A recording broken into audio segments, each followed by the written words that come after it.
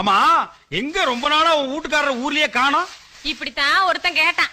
அவனை வேட்டி போட்டு ஜெயிலுக்கு போயிட்டு நேத்தான் வந்தாரு. ஆமா தங்கச்சி, மச்சான் நான் ரொம்ப கேட்டதா சொல்லி நீ இடத்த காலி. இன்னைக்கு எங்க அக்கா வீட்டுக்கு வராங்க. அதுக்கு நான் என்ன பண்ணும்? நீ எதுவுமே பண்ணாம இருந்தாலே போதும். புரியல.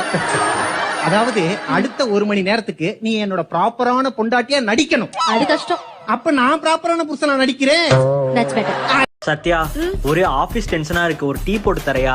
காலையில இருந்து இதோட 7வது டீ கேக்குற. டீ டோட்டலன்னு உன்ன கல்யாணம் பண்ணதுக்கு ஒரு குடியான கல்யாணம் பண்ணிருந்தா கூட கட்டிங்க போட்டு அழகா படுத்திருப்பான். என்னத்தம்மா இவ்வளவு ஆச்சரியமா பாத்திட்டு இருக்க? இல்லங்க, அம்பானி பையனுக்கு அவ்வளவு செலவு பண்ணி கல்யாணம் பண்ணி வச்சிருக்காங்க. உங்களுக்கு எல்லாம் பணத்தை சேர்த்து வைக்கிறவன பார்த்தா கெஞ்ச பேசினாருன்னு சொல்லுவீங்க. பணத்தை செலவு பண்றவன பார்த்தா அவன் தான் இருக்குன்னு காட்டிக்கிறான்னு சொல்லுவீங்க. உங்களுக்கு எல்லாம் ஸ்டோமக் பெர்னிங் வியாதி, வேற ஒண்ணும் இல்ல. ஆனா அது இல்லங்க, பெரிய பெரிய ஆர்டிஸ்ட், விஐபி, கிரிக்கெட் பிளேயர்ஸ் நிறைய பேர் வந்திருக்காங்க. அடியே சாவாப்படியே, அம்பானியே உலக லிஸ்ட்ல பெரிய விஐபி. அவரோட இன்விடேஷன் கொடுத்து யாரும் வராம இருப்பாங்களா? நம்ம கல்யாணத்துக்கும் இந்த மாதிரி பெரிய பெரிய ஆர்டிஸ்ட் எல்லாம் வர வைக்கணும்னு எனக்கு ஒரு ஆசை இருந்தது. உன் கல்யாணத்துக்கு மாப்பிள்ள வந்ததே பெரிய விஷயம்.